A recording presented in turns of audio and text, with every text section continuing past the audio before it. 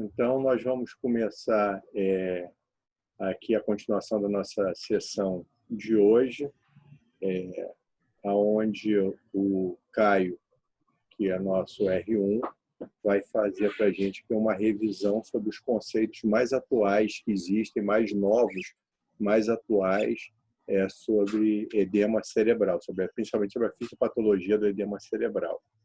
Tá? Então, Caio, seja bem-vindo, pode compartilhar sua tela aí.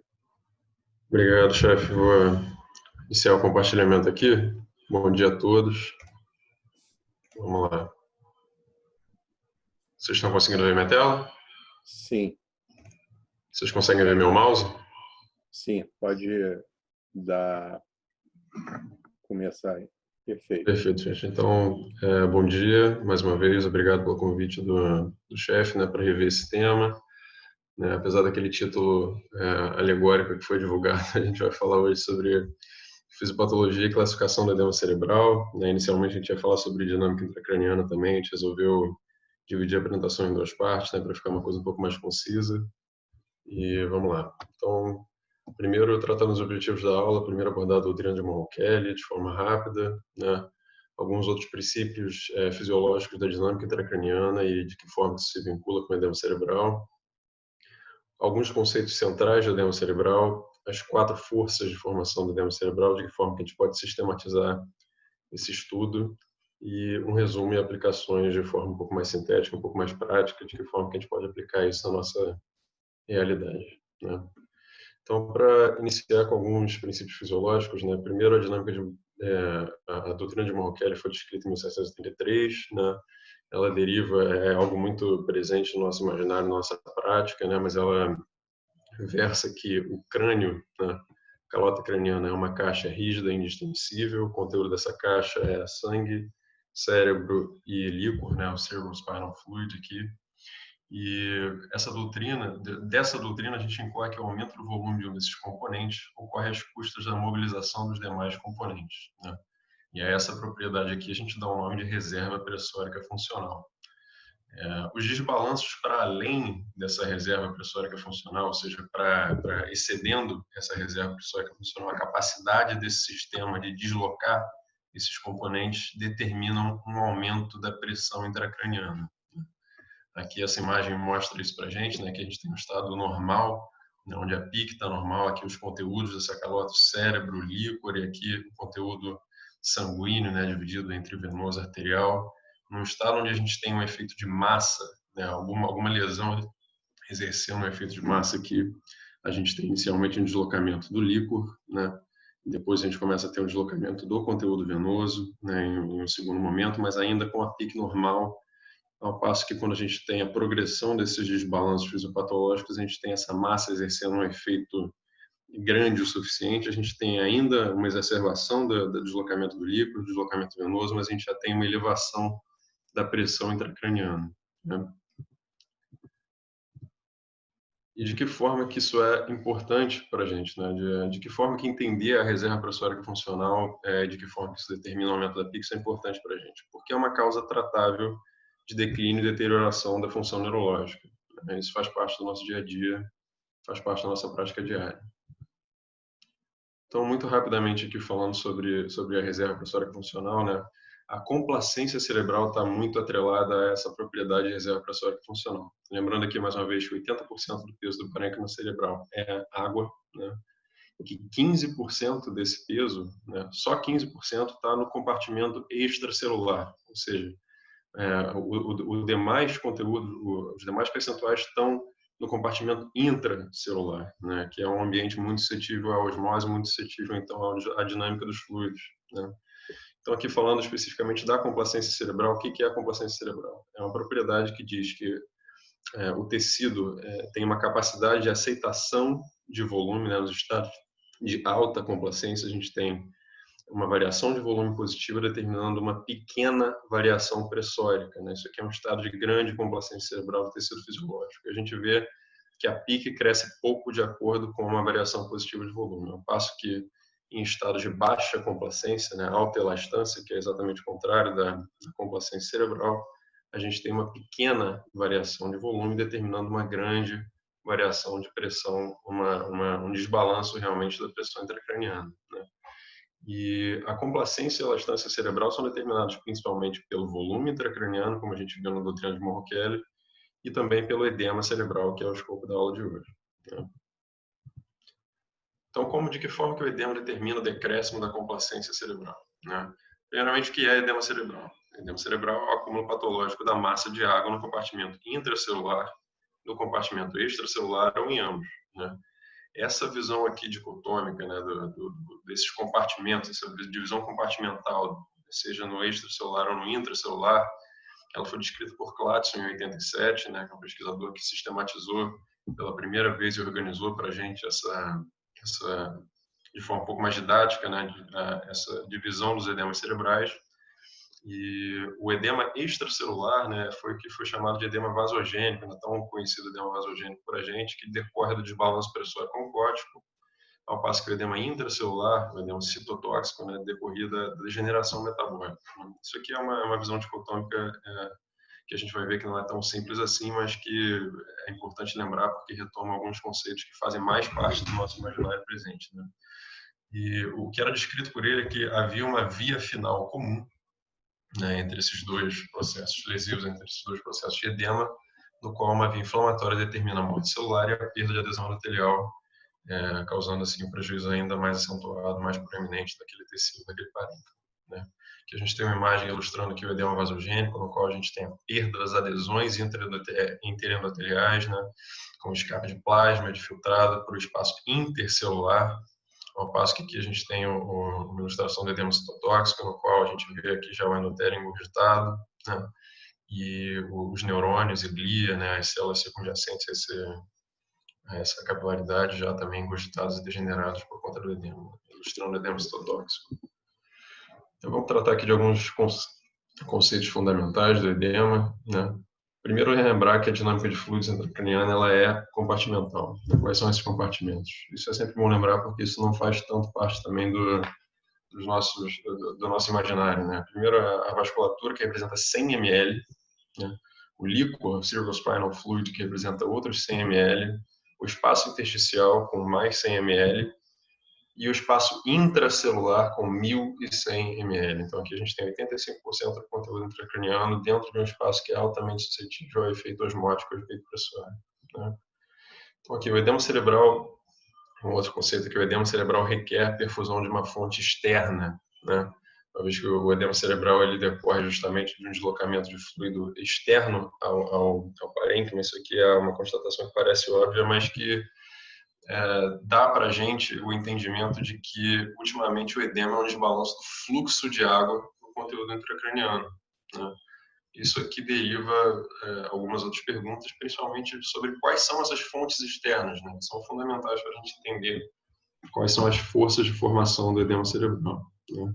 Então, essas fontes são o sangue, né, diz respeito diretamente à cinética capilar, o líquor, mais uma vez, e o sistema linfático, né, que é o sistema linfático próprio do sistema nervoso central. Isso aqui causa um certo estranhamento para a gente quando a gente fala de sistema linfático do sistema nervoso central, né, é algo que não faz parte do nosso imaginário, né, algo que assim, está sendo discutido de uma forma um pouco mais recente, mas que, por exemplo, já está muito bem descrito, né, como parte integrante já do sistema nervoso central. Antigamente achava-se que o sistema nervoso central não tinha um sistema linfático próprio, mas na verdade a gente já tem inclusive vias anatômicas descritas para a drenagem do sistema linfático nesse tecido, né? Acreditava-se que antigamente era tudo espaço perivascular, né, os espaços clássicos de Virchow-Robin, mas na verdade hoje em dia a gente já tem amostras de componente capilar, né, a gente já tem células próprias, moléculas próprias desses conteúdos aqui, inclusive as vias anatômicas descritas, né, de drenagem aqui nos espaços perivenosos, periarteriolares e meningios, né, pericinosais, né, inclusive com saídas de drenagem externas. Isso aqui é lógico, é um encéfalo murino, mas a gente já tem a descrição disso em cérebros humanos. E aqui mostrando, né, um estudo desse biólogo molecular, o Mike Nedergaard, ele mostrou para a gente que, inclusive, esse fluxo de linfa no sistema nervoso central ele é tão relevante nas diversas etiologias, né, nas diversas etiologias de lesão do sistema nervoso central. Por exemplo, aqui a gente tem no TCE, né, aqui um indivíduo controle, né, um elemento controle, e aqui no TCE até 7 dias no pós-injúria a gente tem um distúrbio da fluência dessa linfa associado com o pior desfecho entre esses dois elementos aqui, né? Então, os distúrbios de fluxo do sistema linfático no sistema nervoso central determinam também edema cerebral, também determinam piores desfechos. E é lógico que isso vai permear a nossa prática clínica daqui a alguns anos, e principalmente quando a gente começar a elucidar melhor a participação e de que forma que isso pode esclarecer algumas perguntas que a gente ainda não tem resposta hoje em dia.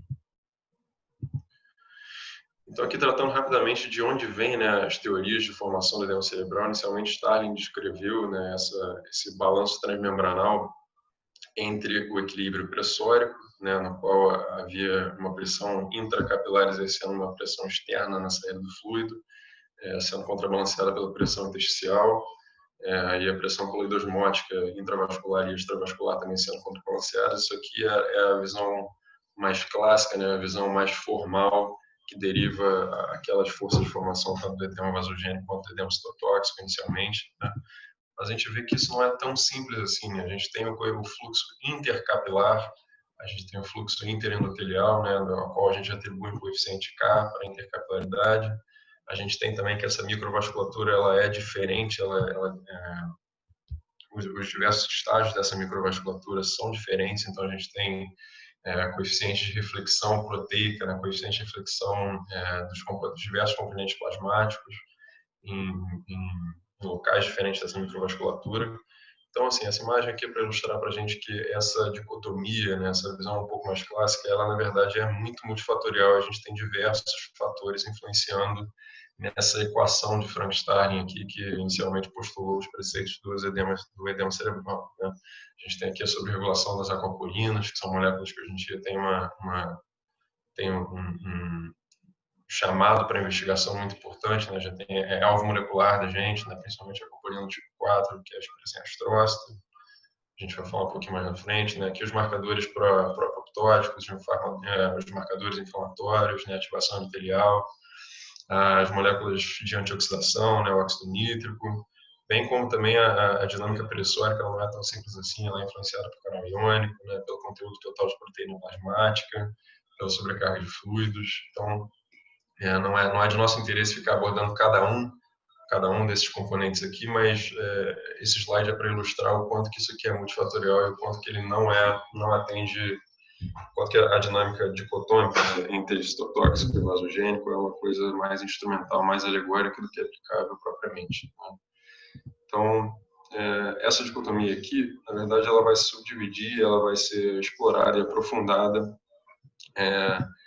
em 4 forças de formação do edema cerebral mais recentemente. Isso aqui é um esquema que a gente fez para instrumentalizar a discussão, né? E, na verdade, a gente vai dividir isso aqui entre disfunção astrocítica citotóxica, a disfunção endotelial, a força de formação por hipodrenagem, ou edema intersticial, como ele era classicamente conhecido, né? E a força de formação do edema de desbalanço osmolar sistêmico, né? E por que isso é importante? Por que estudar essas forças de formação é importante para a gente, né? Porque sistematizar esse estudo permite o tratamento focal das suas causas, né, da causa do edema cerebral propriamente. O edema cerebral ele se associa a piores desfechos clínicos, né? E a prevenção do edema cerebral permeia a nossa prática clínica neurocirúrgica diária. A gente está o tempo inteiro lidando com e raciocinando em cima do impedimento da formação do edema cerebral e, uma vez que ele está instalado, do tratamento do edema cerebral propriamente. Então, inicialmente, a gente vai falar sobre o edema, sobre a força de formação astrocítica citotóxica, né? Importante lembrar aqui para o entendimento dessa fisiopatologia que a relação glia-neurônio no sistema nervoso central é de 10:1, né? A célula mais abundante do sistema nervoso central, embora não seja tão intuitivo, né, principalmente a população leiga, não é um neurônio, né, é um astrócito. O astrócito é a população celular mais significativa no sistema nervoso central e ela justamente é o grande key player aqui dessa força de formação do edema cerebral, uma vez que a gente está falando de disfunção astrocítico-citotóxica, né? Essas células, seja glia, seja neurônio, são células de via metabólica oxidativa exclusiva, né? Elas não têm outras vias metabólicas que não dependam de oxigênio de forma tão presente, ou seja, de forma tão competente, né? Forças de formação de moeda energética celular não são presentes nessas células, uma vez que elas são muito suscetíveis, muito sensíveis, né? Então elas precisam daquele metabolismo oxidativo daquela, então elas são muito dependentes de oxigênio, né, para funcionar. Essa injúria aqui, ela decorre, então, uma vez que há uma vez que essas células são células muito sensíveis, né, aos desbalanços oxidativos, aos desbalanços de deprivação de oxigênio, né, a fisiopatologia dessa força de formação de edema, ela gira em torno da falha dessa bomba proteica aqui, que é uma bomba ATPase, né, de desgaste dessa moeda energética, e decorre também da morte celular desse maquinário, né. Importante lembrar que nessa forma de edema aqui, a barreira hematocefálica está preservada, né. De que forma que isso é importante? Isso é importante para a gente raciocinar que não há extravasamento de célula do compartimento vascular para o interstício ou para dentro de outras células, né. Na verdade, que com essa barreira hematocefálica preservada, a gente tem só extravasamento de plasma e de íons, né, de fluido propriamente. Então, vamos lá. Como que a gente pode instrumentalizar isso aqui? Primeiro, há uma injúria tecidual, né, seja por hipóxia, por trauma, hipoglicemia, né, disfunção membranal causando crise eletrogástrica, causando uma disfunção metabólica, né, como a gente viu aqui, as falhas daqueles mecanismos de fosforilação oxidativa, ou seja, falta de oxigênio, falta de oxigênio para que a célula forme a moeda energética, né, forme a ATP propriamente, e a gente começa a ter uma disfunção com cariólise mitocondrial, perda da função mitocondrial propriamente, e disso a gente incorre uma falha naquela bomba de sódio, potássio e ATPase, que é justamente uma importante responsável pela formação do equilíbrio membranal dos neurônios, né, o equilíbrio iônico, né, e com isso a gente tem um aumento do soluto iônico no intestino muito importante. De que forma que o tecido vai responder a isso, né? E aí que está o grande entendimento, o grande pulo do gato dessa força de formação do edema cerebral. A gente tem uma resposta astrocitária a esse desequilíbrio iônico, né? Os astrócitos, eles abrem canais iônicos e contransportadores membranares de compensação. Isso gera um acúmulo de água global no tecido, uma vez que a gente tem a abertura desses canais aqui, que eu acho que não convém a gente falar especificamente de cada um deles, mas é importante entender que os astrócitos, eles respondem a esse desequilíbrio osmótico, expressando uma série de cotransportadores de membrana que vão causar um influxo desses íons e, consequentemente, de água, vão criar um gradiente osmótico entre um ambiente extracelular e um ambiente intracelular, sobretudo na membrana desses astrócitos. Por isso que a gente chama esse edema de astrocítico citotóxico, né? Aqui chamando a atenção especificamente para esse cotransportador aqui, que é a aquaporina do tipo 4. Né? Não que os outros não sejam importantes, mas a aquaporina do tipo 4 é hoje um alvo molecular muito importante. Né? Tem uma revisão que saiu agora em abril sobre terapêutica de RNA de antissenso, especificamente contra a aquaporina do tipo 4, que é uma aquaporina expressa só em cenários patológicos, né? Só em cenários astrocíticos, e que se viu já em elementos de controle que está associado com o melhor desfecho, justamente porque impede essa força de formação do edema cerebral quando a gente está falando de disfunção citotóxica, né? Aqui chamando a atenção para esse outro canal aqui, que é o canal de sulfonilureia TRPM4, que o canal de sulfonilureia, ele permite o influxo de sódio também, né? Mas na verdade ele é um perceptor osmótico do gradiente transmembranal de potássio, né? E ele é ativado por derivados proteicos glicados, né? E a expressão desse canal aqui, que permite, em última análise, também um influxo de sódio, um influxo de água, né? O gradiente de formação osmótica, nesse tipo de edema, ele é muito sensível à glicação, né? Então, aqui é mais uma fisiopatologia, uma explicação biomolecular de por que a hiperglicemia determina o pior desfecho naqueles cenários de AVE isquêmico, né, de TCE, enfim, isso aqui é uma das explicações biomoleculares para isso.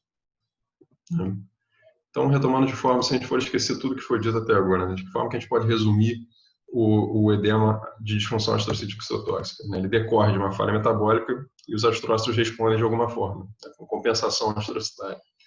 O fluxo de água, ele é determinado do extra para o intracelular, uma vez que a gente tem aquela compensação dos canais de membrana, e a barreira hematocefálica é preservada. Não tem extravasamento de conteúdo celular do intravascular para o intestino, para o intracelular do parênquima propriamente. Né? Então, de que forma que isso aparece para a gente? Aqui a gente tem uma TC em corte axial, né, mostrando para a gente aqui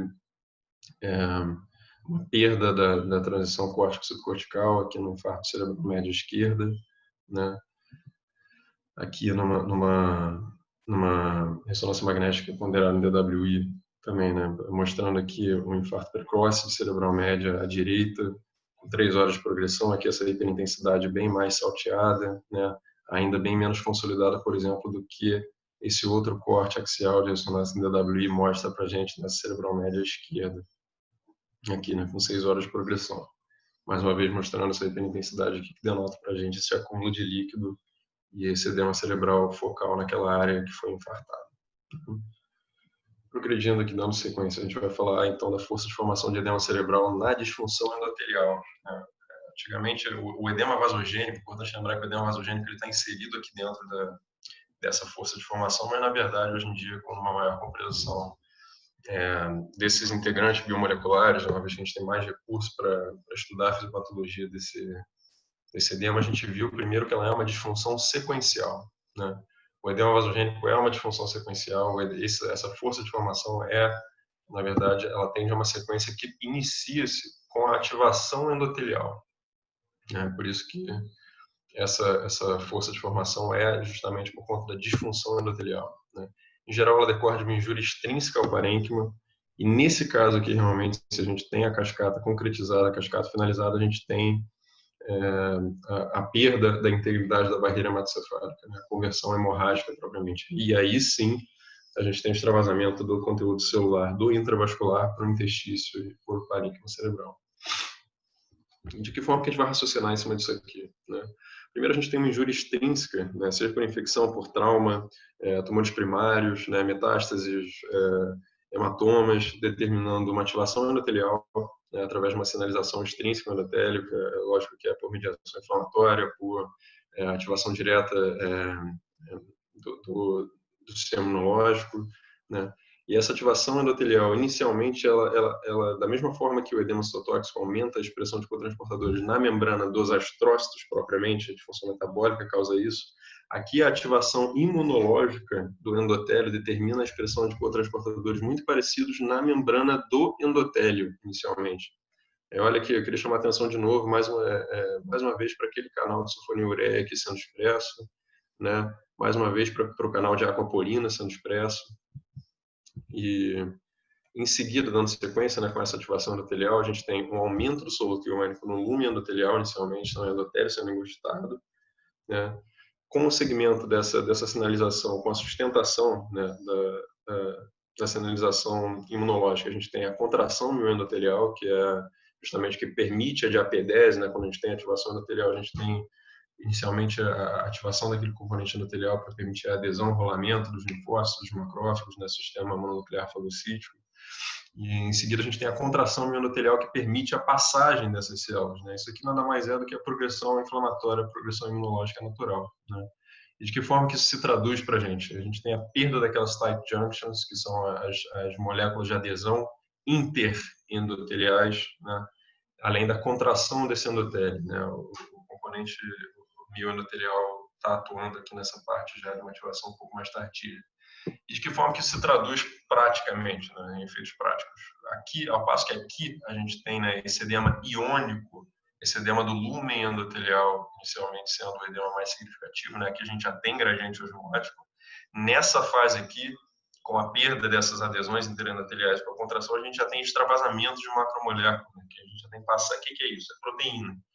Proteína do plasma ganhando o interstício e criando ainda mais um desbalanço de gradiente osmótico, né?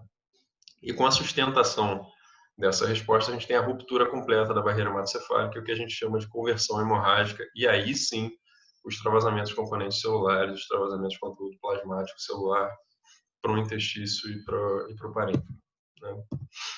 Então, de que forma que a gente pode sintetizar o edema de disfunção endotelial? Lembrar que ele é uma disfunção sequencial. Primeiro, a gente tem uma resposta iônica de degeneração hidrópica do endotélio propriamente, depois a gente tem a fase de vasogênese, que a gente tem a perda inicial da adesão interendotelial e a contração do endotélio, e decididamente com a sustentação da resposta o edema de conversão hemorrágica, né? Então, lembrar que decorre da ativação endotelial, lembrar que decorre de uma injúria extrínseca ao parênquima, né? Quase sempre extrínseca ao parênquima saudável, e que nesses casos, com a sustentação da resposta, a barreira hematocefálica não é preservada. Então, isso aqui que é interessante da gente lembrar dessa força de formação.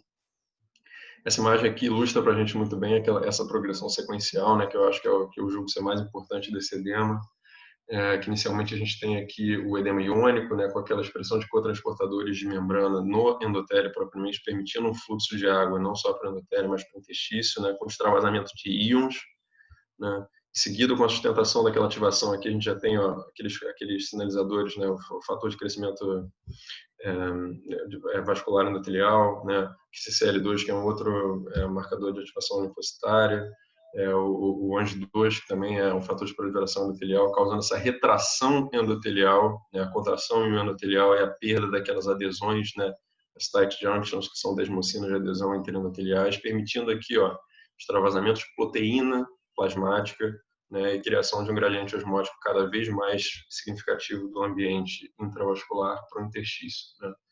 E aqui, para a degradação dessas proteínas, a gente tem metaloproteinase, né, outras proteínas caspase, que são proteínas de ativação desse processo de morte celular, né. E quando essa resposta se torna forte o suficiente, né, significativa o suficiente, a gente tem já a morte, a lise completa desse endotélio, né, e aí sim os extravasamentos de eritrócitos, extravasamento do conteúdo plasmático e perda, né, total da integridade daquela barreira hematocefálica, né. Chamando mais atenção mais uma vez para aquele sinalizador, para aquele cotransportador de sulfonilureia, né, que é responsivo à hiperglicemia, e é uma das explicações biomoleculares para os quais a hiperglicemia é o fator de pior prognóstico nesses cenários de edema, né, de morte celular, de degeneração. Então, de que forma que isso aparece para a gente, né? Aqui a gente tem uma TC de crânio e corte axial também mostrando para a gente esse sangramento, essa hiperdensidade bem característica, compatível com o sangramento da parenquimatoso no lobo frontal esquerda, né? E aqui na perilesão, na periferia da lesão, a gente tem essa hipodensidade aqui em caráter digitiforme, né? Preservando a transição córtico-subcortical, que é diferente do que a gente vê lá no edema citotóxico, né? Que a gente não tem a preservação dessa transição. Aqui, uma imagem que é algo recorrente no nosso serviço, não é uma imagem de serviço, mas ilustra bem aqui uma lesão expansiva, né, nessa região mesial temporal à direita, né, mais uma vez um corte axial de tomografia, evidenciando essa hipodensidade perilesional aqui, em caráter digitiforme, né, nessa porção de substância branca, que é justamente uma região onde a gente tem uma maior suscetibilidade osmótica, essa característica aqui perilesional digitiforme bastante simbólica aqui bastante representativa do edema vasogênico, né? Aqui nessa ressonância ponderada em T2 a gente tem também essa lesão sólido-cística aqui nessa região temporal à esquerda, mostrando aqui também essa hiperintensidade preservando a transição córtico-subcortical, bastante característica dessa degeneração hídrica aqui. Então, portanto, por ter um maior conteúdo hídrico, o tempo de eco se prolonga, né? Por isso que a gente vai ter uma hiperintensidade em T2 no segundo tempo de eco, né? Que é bastante característico do edema vasogênico. Então, dando seguimento aqui às forças de formação do edema cerebral, a gente já falou do citotóxico, né? Da disfunção astrocítico-citotóxica, falamos da força de formação da disfunção endotelial. Agora a gente vai falar sobre a força de formação do que a gente chamava de edema intersticial, né? Que na verdade é um edema de hipodrenagem. E esse edema ele decorre da falha de drenagem do interstício cerebral, né? Que aumenta a pressão hidrostática intersticial. E isso determina uma ruptura da barreira licórica ependimária, que é a barreira de contenção do líquor dentro do espaço onde ele deveria estar, propriamente, né? De que forma que a gente pode sistematizar essa discussão? Da mesma forma que a gente fez os outros, né?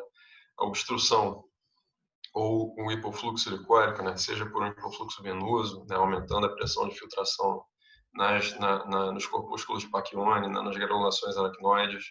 A gente pode decorrer de uma obstrução ventricular, né? Por exemplo, no cisto cológeno, ou no tumor de terceiro ventrículo, ou então até mesmo uma disfunção do sistema linfático, do sistema nervoso central, do sistema linfático. Dessa forma, isso determina um aumento da pressão capilar, né? Um aumento da pressão intersticial com ativação parcial do endotélio, da mesma forma que a gente viu no edema de ativação endotelial. Isso determina uma ruptura da barreira ependimal, né? Como a gente falou, isso cria um fluxo transependimal propriamente, né? E o que isso significa? Isso significa os extravasamentos de macromolécula de plasma propriamente, né? Lembrando mais uma vez aqui da existência do sistema linfático, né? De que existe hoje vias descritas já de formação, que inclusive isso tem uma repercussão clínica nas diversas etiologias de acometimento do sistema nervoso central. E que isso pode, inclusive, explicar muita coisa para a gente, né, de fisiopatologias de doenças que a gente não tem hoje grandes explicações. Ontem, na sessão mesmo, a gente estava falando sobre pseudotumor cerebral, que é uma patologia que não tem base anatômica, né, que, enfim, isso, existe já alguma discussão sobre a disfunção, por exemplo, da aquaporina tipo 4 expressa no endotélio desse sistema linfático, né, para explicar, de certa forma, a fisiopatologia de acúmulo de líquido do pseudotumor cerebral. Então, assim, não é nada certo, mas é uma via de exploração, é um caminho a mais aí para se investigar a fisiopatologia de hoje, que a gente chama de ser idiopático, né? Então, vamos lá, acho que como que a gente pode resumir esse edema de hipodrenagem ou edema intersticial? Ele decorre da falha de drenagem do intestino cerebral, ele incorre no aumento da pressão hidrostática intersticial, e nessa forma de edema a gente tem uma ruptura da barreira plicórica epidimática, né? Então, se a gente for esquecer o que a gente falou sobre o restante, vamos lembrar disso aqui. Então, aqui a gente tem uma ressonância ponderada em T2 flare, né, com atenuação de líquido, mostrando aqui esse ventrículo razoavelmente alargado, com essa lesão expansiva aqui nessa topografia de forma de morro, né, de terceiro ventrículo, causando uma hidrocefalia obstrutiva, em última análise. E a gente observa aqui essa hiperintensidade ponderada aqui nesse T2, mostrando para a gente uma degeneração bem característica aqui nos polos anteriores e posteriores desses ventrículos, que são representativos aqui desse edema, dessa força de edema, né, do edema de hipodrenagem. Aqui é uma ressonância magnética ponderada em T1, né, com contraste, mostrando aqui uma outra etiologia clássica desse edema, né, também bastante recorrente no nosso serviço, mostrando essa falha de enchimento aqui de seio transverso direita, né, que determina o aumento da pressão de filtração do líquor, né, aqui a gente vê um quarto ventrículo alguma coisa alargado, e essa hiperintensidade aqui nesse segmento da ponte, nessa região posterior aqui cerebelar, a gente já é compatível também com o edema de filtração por conta dessa trombose de seio venoso, que a gente tem aquele sinal do delta vazio clássico, né, para a gente mostrando uma obstrução de filtragem, uma disfunção do fluxo venoso sanguíneo.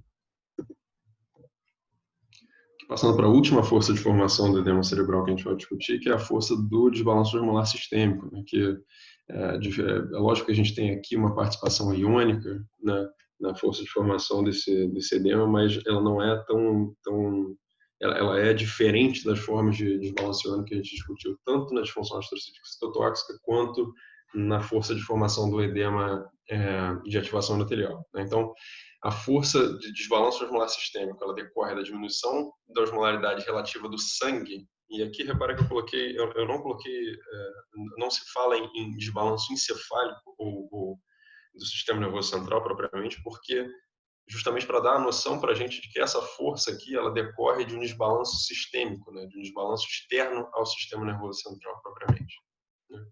Essa diminuição relativa da osmolaridade no sangue, ela determina um fluxo de água do intravascular para o intestino e para as células do sistema nervoso central, né? Isso causa um distúrbio de polarização membranal e disfunção daquele tecido propriamente. Então, sistematizando isso aqui, a diminuição da osmolaridade sanguínea, seja por uma síndrome inapropriada de secreção de hormônios diuréticos, né, por síndrome nefrótica, na qual a gente tem perda proteica, né, perda de albumina pela urina, causando uma hipoosmolaridade sanguínea, uma insuficiência hepática, né, causando uma disfunção da produção de globulinas, né, diminuição do gradiente osmótico, do conteúdo de força coloidosmótica plasmática, né, ou então em cenários de hiponatremia, no qual a gente tem uma osmolaridade diminuída. Isso gera uma ativação do complexo endotélio-glia, né, justamente por conta daquele gradiente osmótico. A gente já viu que o sistema nervoso central ele responde a isso, tanto o endotélio quanto os astrócitos. Isso causa uma ativação parcial do endotélio, que gera um gradiente osmótico, que gera um edema intersticial por conta desse fluxo, né? Isso determina os travasamentos de íons e de fluidos para o interstício propriamente, né? Que, lembrando mais uma vez que são aqueles mesmos canais que fazem parte desse tipo de ativação, desse tipo de resposta, né, à manutenção da homeostase no sistema nervoso central. Então, aqui especificamente nos astrócitos, mas lembrar que também tem o endotélio participando aqui dessa compensação, né, desse tamponamento. E de que forma que a gente pode resumir isso aqui, né? Então, resumindo, o edema de desbalanço osmolar sistêmico, né? Ele decorre de diminuição da osmolaridade relativa do sangue em relação ao encéfalo, né?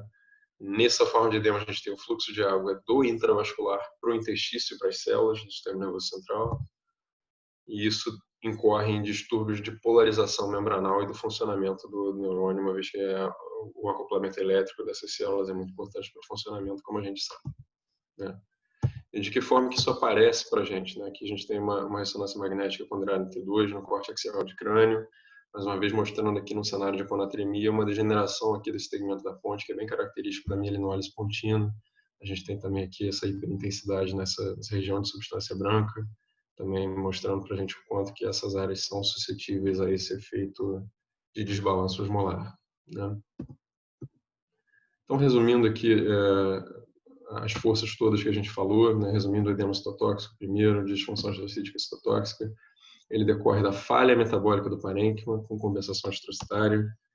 Isso determina um fluxo de água do extra para o intracelular, e nessa forma de edema aqui a gente tem a barreira hematocefálica preservada, né? Aqui a gente, recapitulando o edema de disfunção endotelial, né, que é a segunda forma de edema que a gente discutiu, a gente tem que ela é uma disfunção sequencial, né? Então isso inicia com edema iônico, progride para o edema vasogênico por conta daquela ativação imunológica do endotélio propriamente, e se a gente não refrear essa ativação, isso acaba criando para a gente uma perda da barreira hematocefálica com conversão hemorrágica. Então ele decorre da ativação endotelial, geralmente decorre de uma injúria extrínseca ao parênquima saudável, não ao parênquima fisiológico. É lógico que quando a gente está falando de um tumor primário, a gente está falando de um parênquima não fisiológico, de um parênquima patológico, a gente vai ter essa forma de edema aqui no perilesão, né? E nesse caso, a barreira hematocefálica não é preservada, que em contraste com a disfunção astrocítica citotóxica, né? A gente falou também sobre a força de formação de hipodrenagem ou intersticial. Então, de que forma que a gente pode resumir isso, né? Que ele decorre da falha da drenagem do intestino cerebral. Isso determina um aumento da pressão hidrostática nesse interstício, né? E nesse caso a gente tem a ruptura da barreira licórica ependimal ou linfática intersticial, quando a gente está falando aqui de uma disfunção linfática no sistema nervoso central. Essa barreira aqui é uma barreira que é muito pouco estudada. Ainda hoje em dia a gente viu que aquela descrição ali do sistema linfático ocorreu a primeira vez em 2016, né? A gente tem aquela primeira revisão já do Mike Nedergaard mostrando em 2018 já alguma base fisiopatológica, mas é só para trazer para a gente que tem uma entidade fisiopatológica, uma entidade, na verdade, até fisiológica, anatômico-fisiológica, que é totalmente inexplorada, que ainda está em crescendo e que pode trazer para a gente muito esclarecimento acerca de outras patologias que a gente hoje não entende. E depois a gente falou sobre a força do desbalanço osmolar sistêmico, né? Que ela decorre da diminuição da osmolaridade relativa do sangue em relação ao encéfalo. Isso determina um fluxo de água do intravascular para o intestino, para as células, e que isso causa um distúrbio de polarização membranal e, portanto, a disfunção daquele tecido, né? Então, essas aqui foram as forças que a gente falou. Lembrando, mais uma vez, que essas forças aqui elas são absolutamente intercambiáveis, né? A gente pode ter um edema de disfunção astrocítica citotóxica convertendo para uma disfunção endotelial, né? Uma vez que a gente está falando de organismo, o organismo ele é um sistema com muito ruído, com muitos interfatores, né, que influenciam nessas forças de edema, mas que para fins de sistematização e para a gente entender e conseguir atuar em cima desses edemas, é importante a gente sistematizar dessa forma para que a gente consiga criar um arsenal razoável dentro da nossa cabeça de atuação, né? Então, aqui o que a gente conclui de hoje? Que a dinâmica intracraniana ela deriva diretamente dos princípios da doutrina de Morkelly, né?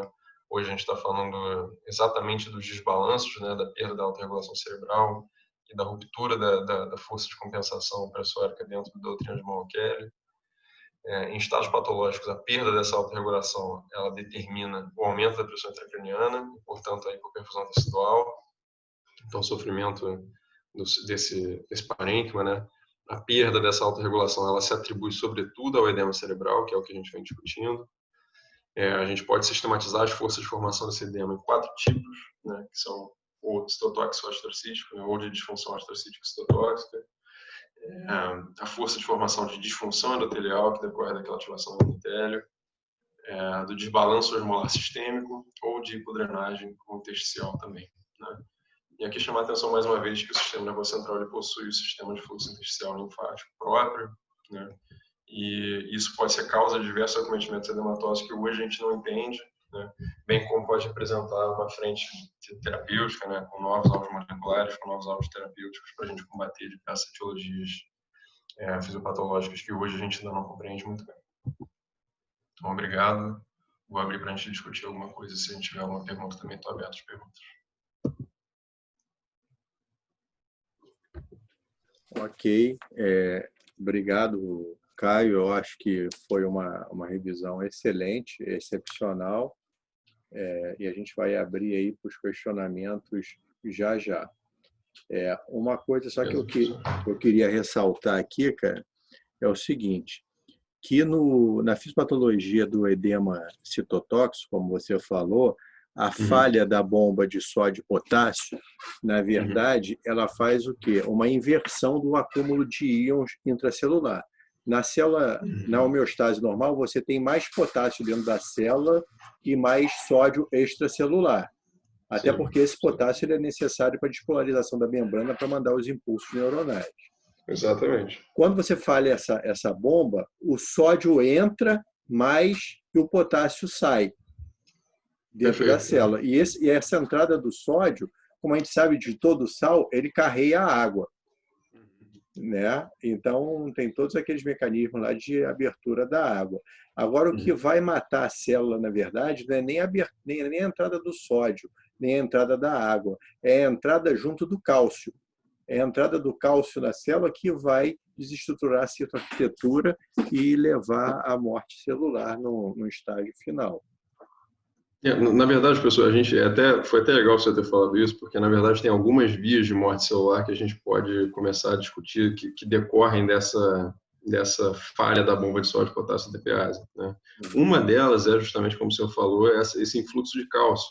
A gente tem aqui transportadores de cálcio e potássio e de cálcio e sódio que são desbalanceados.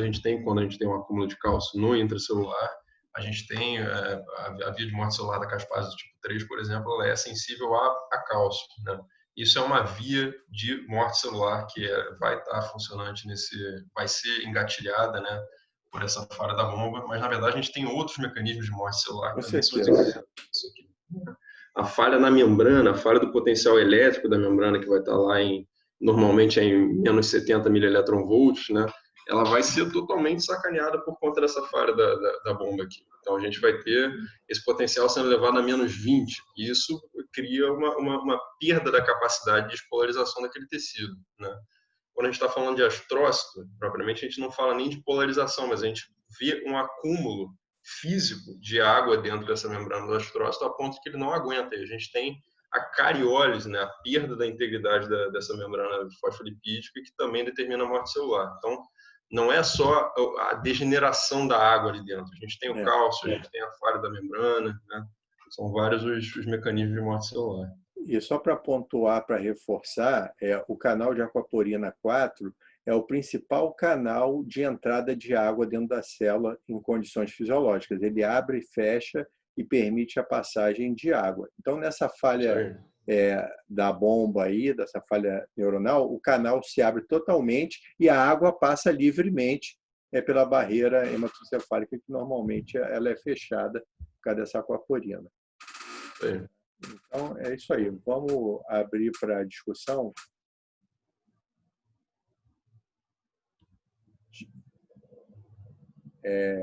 Fecha a sua apresentação, Caio, por favor. Espera aí. Outra coisa, gente, pedir a vocês de novo para entrarem lá na sala do bate-papo e preencher a lista de presença nessa aula. Já está lá, já. Então, vamos lá. Eu acho que eu vou pedir para a doutora Maria Ângela remandar aqui a lista que eu só consigo ver. Ela mandou agora de novo, cara. Tá aqui que eu só consigo ver a mensagem dela sobre o link da presença, não consigo abrir o link propriamente. Mário, você pode mandar de novo para a gente? Vê se você consegue ver, Caio, o link que o Paulo Bahia colocou também. Agora foi. Beleza. Então, alguém tem alguma dúvida? Conseguiu? Consegui, Mari, obrigado. Porque são links diferentes. Essa é da sua aula, o outro é da doutora Alessandra. Beleza, show. Consegui aqui. Eu vi aqui que tem 18 participantes, 16, mas só 9 pessoas responderam.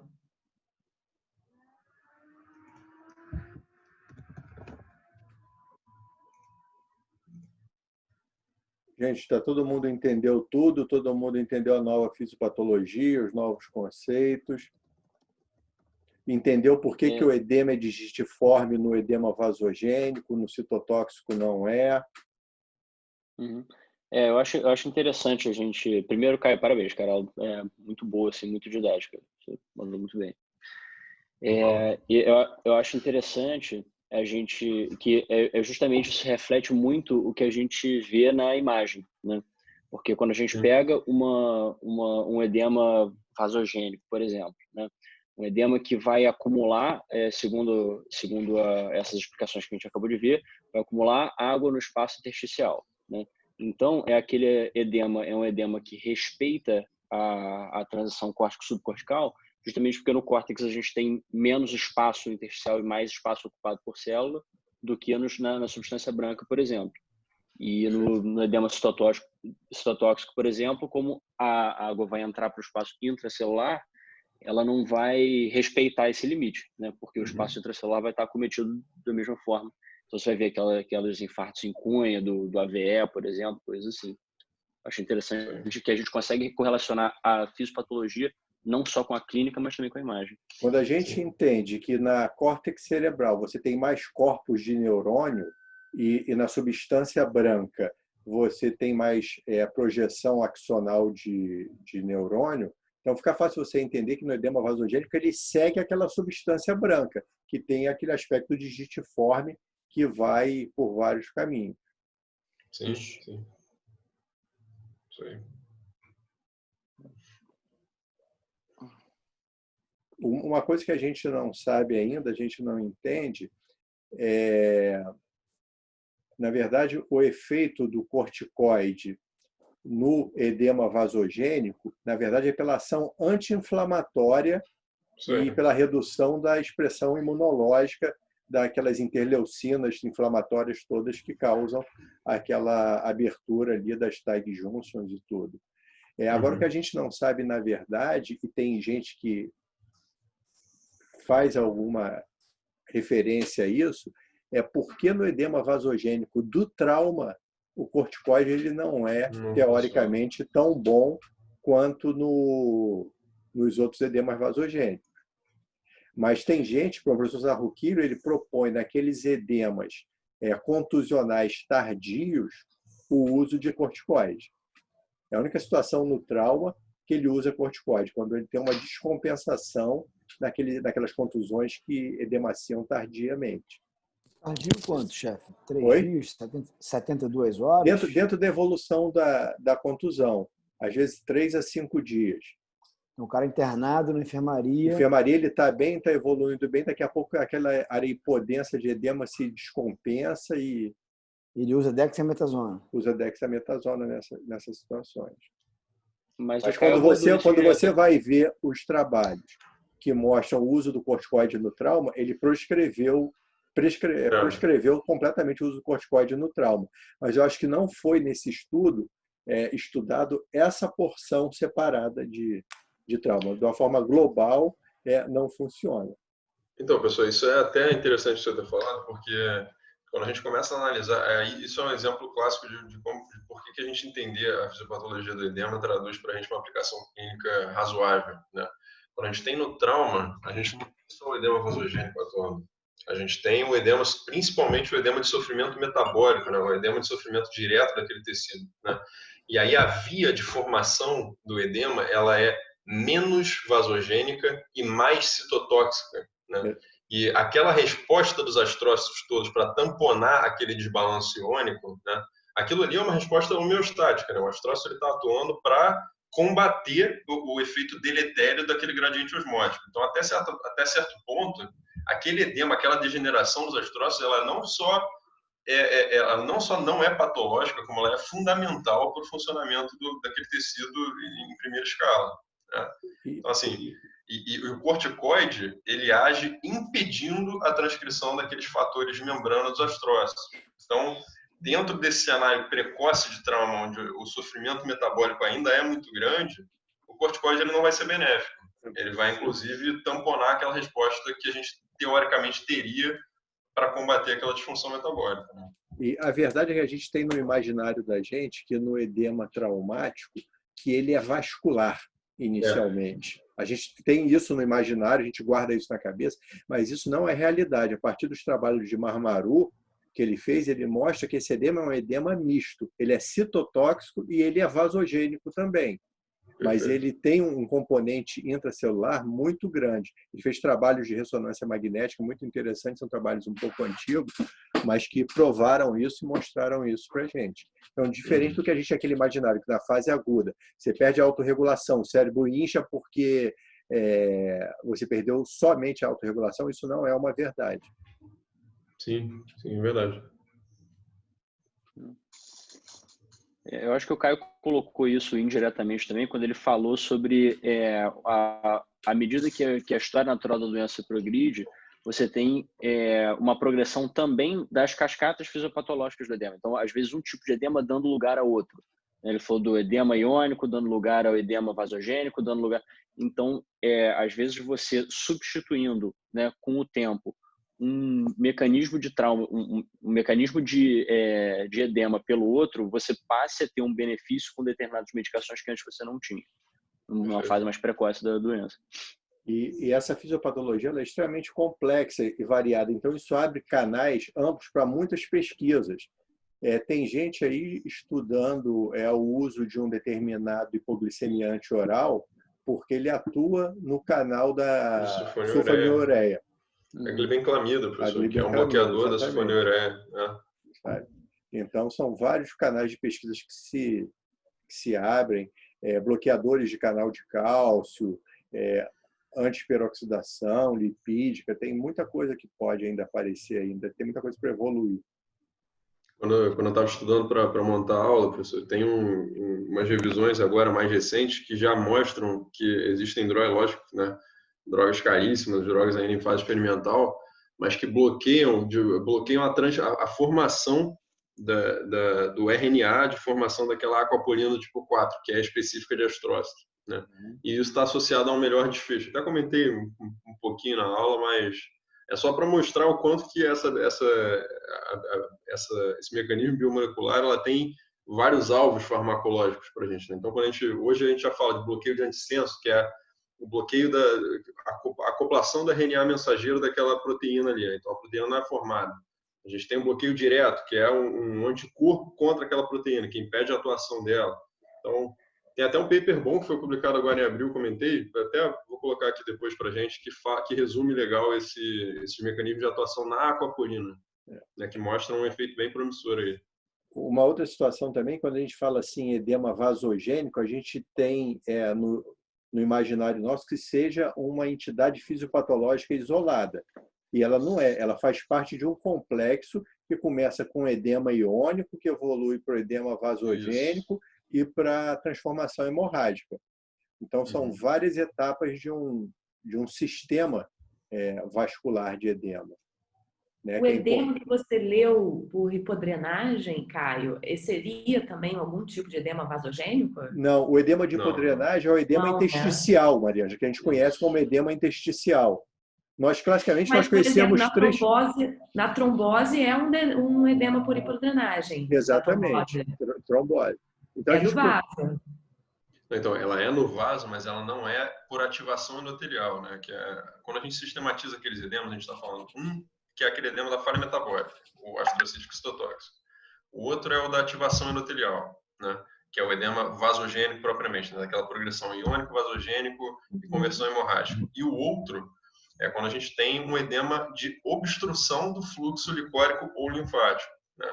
E aí, assim, embora essa obstrução de fluxo ela seja dentro do sistema venoso, né? Dentro, por exemplo, quando a gente mostrou ali aquela trombose de seio transversa direita, a gente está criando um hipofluxo venoso, concordo, né? está dentro do vaso, mas ela não é um edema vasogênico, ela não é um edema por conta da lesão endotelial propriamente. Ela é uma lesão por obstrução, por aumento da pressão de filtração desse líquor ali. Né? Deixa eu explicar isso de uma forma simples para a gente raciocinar. Você tem uma trombose venosa, você diminui o retorno venoso. Com isso, você faz o quê? Você aumenta a pressão dentro do seio venoso e você diminui a drenagem do líquor para o seio venoso e aumenta a pressão dentro do sistema ventricular. E para ele extravasa, ele vai para o interstício. Então, isso aí é um tipo de edema intersticial, que é o edema da hidrocefalia, que é o edema geralmente do pseudotumor cerebral, ou é a hipertensão intracraniana do pseudotumor cerebral, é por esse mecanismo. Não por alteração do vaso. Não é aquela transformação hemorrágica da represagem da drenagem venosa cerebral. Isso aí é outra coisa. Interessante. Então, são raciocínios fisiopatológicos que, para a gente, são aparentemente novos. A gente vai falar isso para 90% dos neurocirurgiões. Tem aquele quadradinho que é edema citotóxico, edema vasogênico, edema intersticial, e não pensa nessa fisiopatologia, que ela é muito mais complexa e que ela envolve várias etapas que são importantes a gente pensar, porque na forma de você tratar também, isso vai afetar. Isso aí. Ok? Bom, gente, então era isso. Muito obrigado a todo mundo aí. Um bom dia para vocês. Não esqueçam de assinar a lista de presença. Alguém tem mais alguma dúvida? Bate-papo. Alguém quer? Não tem dúvida, não. Eu queria... Alguém quer comentar alguma coisa aí? Eu queria parabenizar o Caio. A aula, assim, eu sei que fica redundante, cara, mas uma aula de uma complexidade muito grande. E ele esmiuçou isso de uma maneira molecular, celular, que eu mesmo não me lembro de ter estudado isso antes ao longo da minha residência de SOR5. A aula foi excelente, cara. Muito bem, parabéns pela didática, pelos slides que você colocou. A tua forma de apresentar também é brilhante, cara. Parabéns. Porra, obrigado, cara. Valeu.